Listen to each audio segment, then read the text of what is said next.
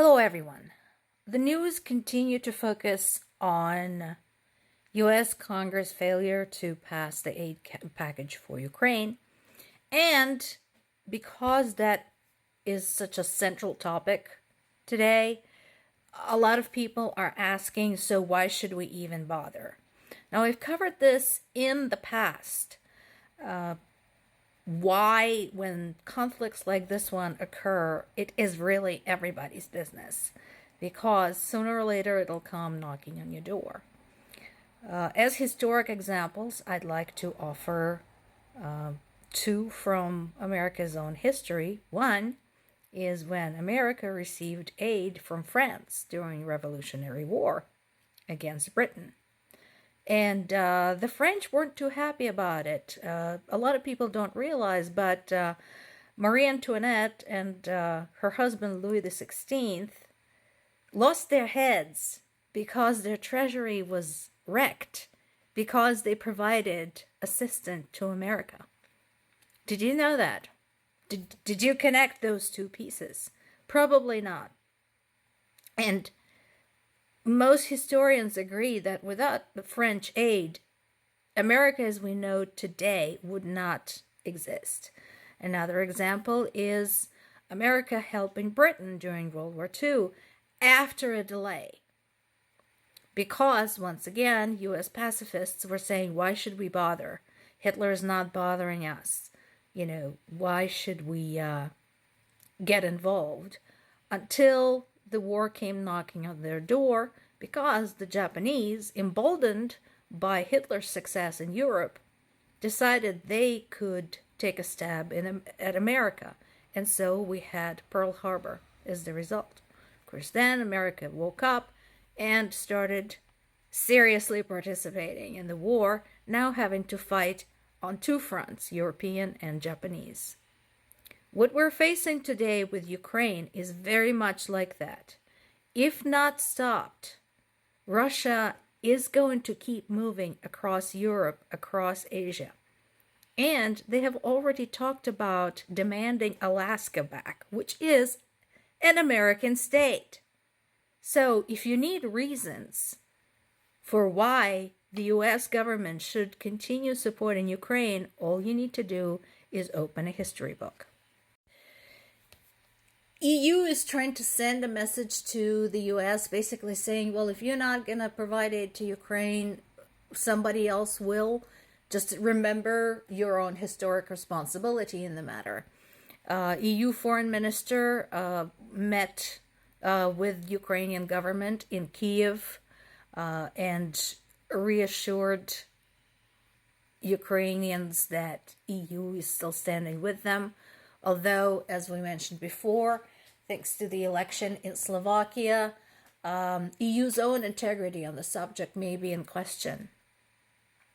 That said, not all is lost when it comes to U.S. aid to Ukraine. The conversation continues. President Biden and other members of the U.S. government reassured Ukraine that this is the next item on the agenda. So it's not like it's just got swept under the carpet, which is good. Meanwhile, Russian forces continue to shell civilian targets, in this particular case in the city of Kherson, and there have been wounded.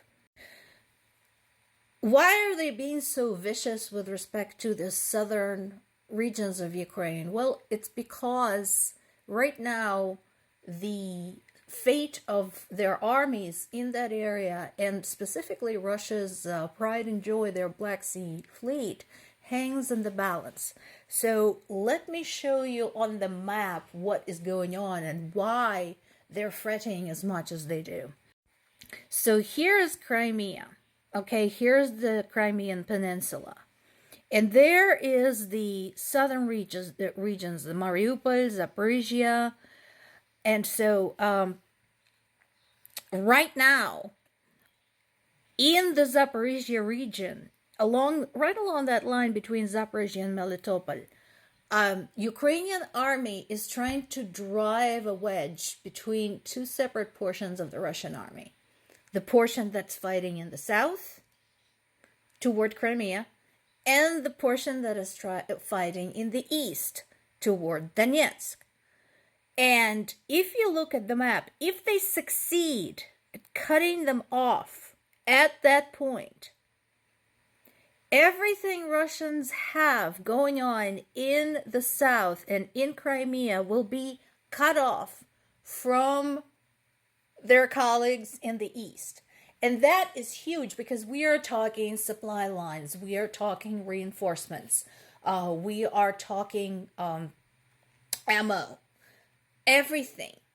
So that is why that particular region is so crucial right now. And the situation there is extremely critical. Of course, not to be left out, Russia is doing its best to capitalize on the debate about the aid to Ukraine, and they're trying to exaggerate the level of war weariness in the West as the war goes on, completely leaving out the fact that they're themselves the instigators of what is going on. No surprise there.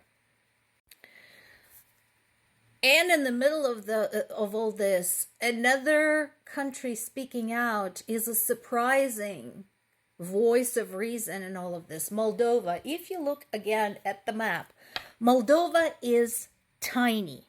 Let me show you. This is what I mean. Look at Ukraine over there to the east and Romania to the west, and between them is the tiny little Moldova. Moldova itself is a troubled country with a tiny economy that has been struggling this entire time and rocked sort of by all of the trials and tribulation of this war because it's so close. It's right there.